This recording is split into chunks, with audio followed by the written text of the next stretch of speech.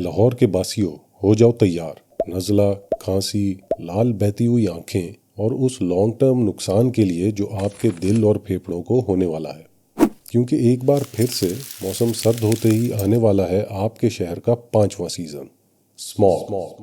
پھر سے وہی سانس لینے میں دشواری اور اتنی دھند کہ ہر چیز ایک گدلے سے دھوئیں میں ڈھک جائے گی۔ لیکن آج سے 8 یا 10 سال پہلے تک تو اسموگ کا نام بھی شاید ہم میں سے اکثر نے نہیں سنا تھا۔ سوال یہ ہے کہ پچھلے کچھ سالوں میں ایسا کیا بدل گیا جو یہ مصیبت ہمارے شہر کی جیسے پہچان ہی بن گئی ہے، اور اس سے ہماری جان ابھی تک کیوں نہیں چھوٹی؟ سڑکیں دھونا یا ہوا میں پانی کی پھوار کرنا اس مسئلے کا حل نہیں۔ نمائشی اقدامات کی بجائے کیا کرنے کی ضرورت ہے؟ آئیے جانتے ہیں۔ اسموگ کا لفظ اسموک اور فوگ کا مرکب ہے۔ اب سردیوں میں فوگ یعنی دھند تو ہمیشہ سے ہوتی تھی، جس سے ویزیبلٹی کا مسئلہ کچھ دن کے لیے ضرور ہوتا تھا، لیکن گھروں سے باہر نکلنا محال اور سکول بند کرنے کی نوبت پہلے کبھی نہ آئی تھی۔ مسئلہ دراصل اسموک والے پارٹ کا ہے۔ ایک سرکاری رپورٹ کے مطابق لاہور میں دھوئیں کا سب سے بڑا سورس ٹرانسپورٹ سیکٹر ہے۔ پچھلی ایک دہائی کے دوران ہمارے شہر کی سڑکوں پہ وہیکلز کی تعداد میں انپریسیڈنٹڈ اضافہ ہوا ہے، جس کی ایک بڑی ذمہ دار ہمارے شہروں کی پلاننگ ہے، جو ہمیں پیدل چلنے کی بجائے کار ڈیپینڈنٹ بنا رہی ہے۔ شہروں کو اوپر کی جانب گرو کرنے کی بجائے ہم نے بے تحاشا پھیلایا ہے، جس سے زرعی زمین بھی کم ہوئی اور لمبے فاصلے طے کرنے کے لیے ذاتی گاڑیوں اور موٹر سائیکلوں پہ سفر کرنا ہماری مجبوری بن گیا۔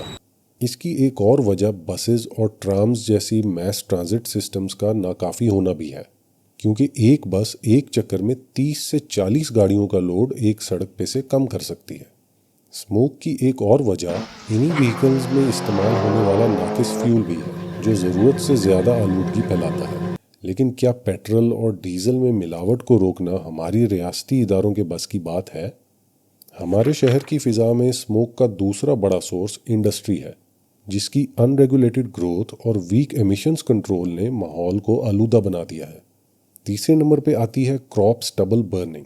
پاکستانی اور انڈین پنجاب میں چاول کی فصل کی کٹائی کے بعد کراپ ریزیڈیو کو جلانے کی دقیانوسی اور نقصان دہ پریکٹس ہر سال پورے خطے کو دھوئیں کے دم گھونٹنے والے غلاف میں لپیٹ دیتی ہے۔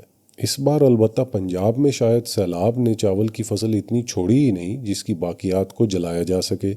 لیکن ہر سال اسموگ صرف چاول کی کٹائی کے آس پاس اکتوبر اور نومبر کے مہینوں تک ہی محدود نہیں ہوتا، لہٰذا مسئلہ کہیں اور ہے۔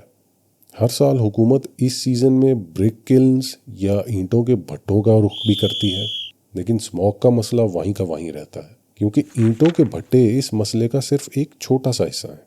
سب سے بڑا سورس تو ہمارا ٹرانسپورٹ سیکٹر ہے، لہٰذا گاڑیوں کے ایمیشن ٹیسٹ کا متعارف کیا جانے والا نظام خوش آئند تو ہے، پر پرائیویٹ گاڑیوں سے پہلے اسے کمرشل گاڑیوں، ٹرکس، رکشوں اور چنگچی لوڈرز پر لاگو کرنے کی ضرورت ہے، کیونکہ ہماری سڑکوں پہ یہی سب سے زیادہ دھواں چھوڑتے نظر آتے ہیں۔